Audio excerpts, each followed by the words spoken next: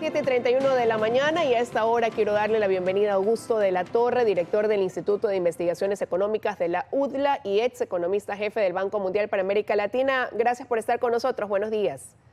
Un placer, muchas gracias por la invitación. No, a usted por acompañarnos, economista. Analizar la situación del IES, ¿no? Realmente el año pasado, recordemos que las autoridades del IES decían y pedían al Ministerio de Economía que cancelara parte de la deuda que tenían. Ellos decían necesitamos que nos paguen más de 400 millones de esos más de 4.000 que nos deben para que en el 2022 se pueda dar la atención, por ejemplo, médica a afiliados y jubilados. Este año el gobierno dijo pagamos 140 millones, pero eso no mejora, no cambia. Vemos todos los días a esos usuarios del IES que se quejan. ¿Y cómo hacerles entender a ellos que mientras pagan sus aportes o pagaron sus aportes cumplidamente, eso no redunda en una atención que sigue siendo deficiente más bien? Usted tiene toda la razón de que los problemas que están aflorando en la seguridad social son muy irritantes para la población, porque ya se están manifestando en cosas muy concretas, falta de medicinas, problemas con los hospitales, suministros, etc. Por eso es que es tan importante entender de dónde viene el problema. Y una parte del problema, que es el que se enfatiza en las reuniones en el Ecuador, es el problema de la deuda que el fisco tiene con el IES. Y ese en realidad es parte del problema. La complicación que tenemos en Ecuador es que incluso si el fisco pagase sus deudas, las que tiene y les reconociese ahora, el problema no desaparecería, porque estructuralmente tenemos un hueco tanto en el sistema de salud como en el sistema de pensiones, que está creciendo en el tiempo y que cada año se hace más grande. Si me permite, le doy los dos números claves. En el sistema de salud, el IES anticipa que en este año necesita pagar en prestaciones de salud alrededor de 2.200 millones de dólares. Pero los aportes que los afiliados hacen a la seguridad social son solo 1.600. O sea, ya tenemos un déficit de 600 millones que tiene que llenarse de alguna manera fiscal, y el próximo año va a ser mayor, y el año después del próximo va a ser mayor. Ese es un déficit que va creciendo porque la población de beneficiarios va creciendo en relación a los aportantes. En el sistema de pensiones la cosa es peor, lo que pasa es que todavía no ha salido a flote, porque todavía hay recursos en el fondo de pensiones. Pero en el fondo de salud ya los recursos desaparecieron, ya se drenaron esos recursos. En el fondo de pensiones tenemos prestaciones de alrededor de 4.800 millones de dólares por año y aportes solo de 2.300 al año. Y esa diferencia ya no se puede llenar incluso si el fisco pagase religiosamente en efectivo el 40% de las pensiones que la ley le obliga. Entonces tenemos un problema estructural, y es que el pago de prestaciones y de beneficios que hace el IES excede en mucho a los aportes de los afiliados. Economista, y antes de entrar plenamente ya en ese análisis, en ese último punto que usted acaba de señalar, pero eso de aquí es algo que no sucede, no es un problema exclusivo de este gobierno. Tratar de ponerlo en contexto con qué arranca o cuándo, ¿no? Lo que usted acaba de mencionar, este arrastre de deuda que va haciéndose un hueco más grande al punto de ahora usted haber citado que así se pongan al día en el pago, pues difícilmente se va a poder cerrar esa brecha que se genera entre ese aporte que paga el afiliado con lo que quizás recibe como jubilado y lo que redunda en el fondo de salud, no solamente en el fondo de pensiones. Así es. Mire, este es un problema que va más allá del Ecuador, es un problema mundial. Los sistemas de pensiones, los sistemas de salud están bajo enorme presión, y la razón fundamental por la que los sistemas están bajo presión es el cambio demográfico. Las poblaciones en el mundo, y el Ecuador no es una excepción, están envejeciendo. Entonces el número de habitantes de la tercera edad cada vez crece como porcentaje de la población total. El sistema de pensiones que el Ecuador tiene se lo diseñó cuando teníamos mucha gente joven. Entonces teníamos muchos afiliados que aportaban al sistema y que el número de afiliados excedía con muchísimo al número de pensionados, de jubilados. Y en el sistema de salud también había suficiente ingresos por parte de la población joven que entraba a la fuerza laboral, que le daba al IES suficientes recursos para atender a los beneficiarios pasivos. El problema es que se dice, cuando la población era joven, la política en el Ecuador, la dinámica política fue diseñándole al sistema de una manera que cada vez prometía más y más beneficios sin asegurarse de tener los aportes. Y ahora ya está explotando, porque ahora ya se notan problemas de caja, ya no solo es un problema actuarial, de que sabemos que hay una deuda implícita muy grande en relación a los activos que tiene la institución, sino que es un problema de caja. Y el problema de caja se lo siente ahora con más agudez en el sector de salud, porque el fondo de salud está en cero. Entonces, en el pasado, cuando los aportes eran inferiores a los pagos de prestaciones, se drenaba, se giraba dinero del fondo de salud. Ese ahora está en cero. Y el fondo de pensiones, del cual se sigue girando dinero, se está achicando rápidamente.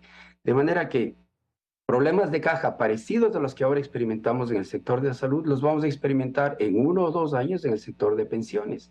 Eso hace necesario, urgente, que empecemos a diseñar una reforma del sistema que le dé viabilidad financiera al sistema de pensiones y de salud para los siguientes 50 años. Este es un problema que más le afecta sobre todo a la población joven ecuatoriana que está entrando a la fuerza laboral y que quiere tener confianza de que sus aportes al sistema de pensiones y de salud le van a dar beneficios. Pero Entonces el país no puede postergar la reforma. esto también pasa por una desigualdad dentro de los mismos beneficios, por decirlo de alguna manera, porque un estudio que realizó el Banco Mundial tiempo atrás decía que esto pasa también porque efectivamente, ¿no? Ese afiliado aporta menos de lo que recibe como jubilado y citaba que, por ejemplo, una persona con ingresos altos puede llegar a recibir una jubilación 7 veces más alta de lo que aportó cada mes durante su vida laboral.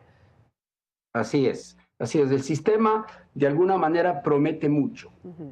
No dimensionó los aportes y no mantuvo proporcionalidad entre aportes y beneficios. Y eso es por la dinámica política, porque los políticos se sientan en la mesa y les encanta prometer beneficios aunque no haya dinero para pagar. El estudio al cual usted se refiere muestra este problema de inequidad además.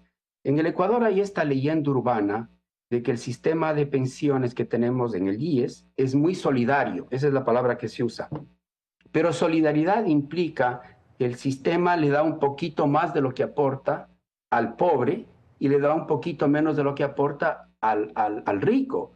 Y lo que nosotros vemos en los números del estudio que usted cita, del cual yo fui uno de los autores, es esa extraña, ese resultado que a mí me sorprendió, que un afiliado de recursos bajos o medios recibe cuando se jubile 5 veces en valor presente lo que aportó. Un afiliado de recursos altos, cuando se jubila, recibe 7 veces lo que aportó. Entonces, el sistema está sesgado en favor de los afiliados de mayores ingresos. Entonces, no solo que es un sistema financieramente inviable, sino que es un sistema regresivo, no es equitativo. Y eso requiere una cirugía, una reforma profunda al sistema. Y los ecuatorianos tenemos que dialogar intensamente para reparar este problema. Tenemos que estar conscientes que los beneficios que aspiramos del sistema dependen de los aportes que hacemos al sistema. Y ahora les estamos jugando una mala pasada a los jóvenes, porque los jóvenes están de alguna manera financiando las pensiones de los que ya están jubilados, y los jóvenes se dan la vuelta y ven para atrás y ven que los que vienen atrás ya no son muchos. Entonces ellos no van a poder tener las pensiones que el sistema les ofrece, porque por razones demográficas los aportantes en el futuro serán menores en número. Entonces, para los que están en la fuerza laboral, empezando su carrera laboral ahora, para ellos es más importante la reforma del sistema. Yo creo que los jóvenes tienen que ser la fuerza del cambio en el sistema de pensiones. Economista, pero ¿hacia dónde debería apuntar esa reforma que traiga, que redunde, ¿no?, en un cambio de ese fondo de pensiones, pero también en mejoras para ese fondo de salud? Porque hoy las dos cosas llegan a ir prácticamente de la mano. Como usted decía, se ven consecuencias en ese fondo de salud que lleva a que ese afiliado jubilado no reciba la atención que merece, porque para eso aportó. Hoy no encuentra medicinas, hoy no encuentra una cita, se cambian los directores, esas son las decisiones que se toman, pero eso no mejora ni siquiera con una declaratoria de emergencia. Y por otro lado, lo que también ha señalado, ese afiliado hoy que teme que en un par de años a lo mejor el IES puede entrar en una crisis o en un colapso que lo lleve a no tener una jubilación, si es que las cosas no toman un giro. Claro, o sea, aquí estamos en una tragedia griega. Estamos caminando hacia, hacia un problema agudo en la capacidad de pago del IES. Ahora, el problema tiene varias aristas y los ecuatorianos piensan que si hubiese una mejor administración, si hubiese más transparencia, si hubiese menos corrupción, si hubiese un mejor manejo, se solucionaría el problema. Y claro, una mejor administración, mayor eficiencia, menor corrupción, todo ello contribuye a que se mejore la capacidad de funcionamiento del sistema. Pero el problema estructural que le mencioné antes, que es un problema de que los aportes son insuficientes para el pago de beneficios, ese es un problema estructural que requiere cambios en los parámetros del sistema. Necesitamos, por ejemplo, que se acepte que las personas contribuyan más años al sistema, lo cual quiere decir que a lo mejor tienen que jubilarse con una edad mayor, o que la tasa de contribución sea un poco mayor, o que los beneficios sean más acotados. Alguna combinación de esos cambios paramétricos es importante. En el sistema de salud tenemos una cosa muy ecuatoriana, solo en el Ecuador yo he visto eso, y es que todos los jubilados tienen derecho a recibir servicios de salud, protección de salud, pero no aportan. En todo el mundo, obviamente los jubilados tienen su seguro de salud, pero incluso si están jubilados aportan algo al sistema de salud. En el Ecuador, por razones políticas, se dijo que los jubilados tengan los beneficios sin aportes y eso hizo que el hueco crezca. Entonces tenemos este problema estructural de la diferencia, de la brecha creciente entre aportes que los afiliados hacen al sistema y beneficios que reciben. Y ese problema no se resuelve con cambios administrativos y de eficiencia. Esos cambios ayudan, pero no se resuelven. Y por eso una reforma al sistema se hace, a mí me parece impostergable. Pero esa reforma, como usted lo ha dicho, podría tener que llevar a cabo la toma de decisiones que tendrían un alto costo político. Si hoy se le dice al jubilado, a lo mejor usted va a tener que pagar por un sistema de salud, por un seguro de salud, eso va a tener una decisión y por eso más bien las decisiones políticas han ido en otro sentido. ¿Cuál es la proyección si es que no se toman esos cambios desde su punto de vista economista, que son decisiones difíciles, sí, pero usted ha señalado necesarias? ¿Y cuál es el plazo también, no? Quizás para tener esa voluntad política. Bueno, mi opinión es que el plazo ya se agotó en el sistema de salud. El sistema de salud está boqueando y lo vemos todos los días. Y el problema, bueno, es posible que el ministro de Finanzas encuentre dinero y le pague la deuda al IES y el IES con eso se pueda alargar un poco la capacidad de dar servicios de salud. Pero técnicamente hablando, los problemas de caja en el servicio de salud están a flote. En el sistema de pensiones, en el estudio que usted menciona, hicimos algunos supuestos, algunas proyecciones. Yo diría que en unos 2 o 3 años vamos a estar enfrentando en el sistema de pensiones problemas muy parecidos de caja, de que no hay dinero parecidos a los que tenemos ahora en el sistema de salud.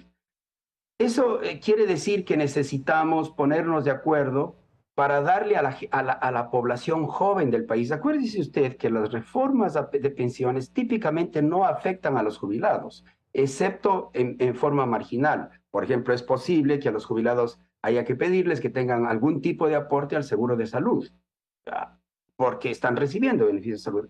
Eso duele, es complicado, pero hay que llegar a compromisos entre la sociedad, pensando especialmente en la gente joven. El joven que entra a la fuerza laboral ahora en el Ecuador y empieza a aportar a la seguridad social necesita tener confianza de que el sistema funciona. En el peor de los escenarios, en 2 o 3 años, podríamos estar en una situación horrible, que es que el IES no pueda pagar pensiones. Imagínense lo que sería eso. No, continúe, economista. No, imagínese una situación en que el IES ya no tiene la caja y a pesar de que el fisco le paga el 40%, a pesar de que el fisco le paga las deudas, el IES ya no puede pagar pensiones. Ese es el peor de los escenarios. Ese escenario se puede evitar. Lo podemos evitar si empezamos a trabajar intensamente en una conversación nacional amplia en la que todos los ecuatorianos tomen conciencia de que es su sistema. No es un sistema ajeno, es sistema de los ciudadanos. Los ciudadanos tenemos la responsabilidad de hacer que ese sistema funcione. Entonces nos toca trabajar el gobierno debería liderar algún proceso que permita que la gente se sienta parte de la reforma, que no es una reforma impuesta desde los cielos, que es una reforma conversada en donde todas las distintas partes de la población que tienen interés puedan opinar y que todo el mundo entienda que hay que ofrecer soluciones. Ese es otro de los retos y desafíos. Quiero agradecerle al economista que nos haya acompañado esta mañana con el análisis de un tema tan sensible, tan importante como es la necesidad de reformas a la seguridad social. Muchísimas gracias. Un placer, muchas gracias. Que Un buen tenga día. un buen día.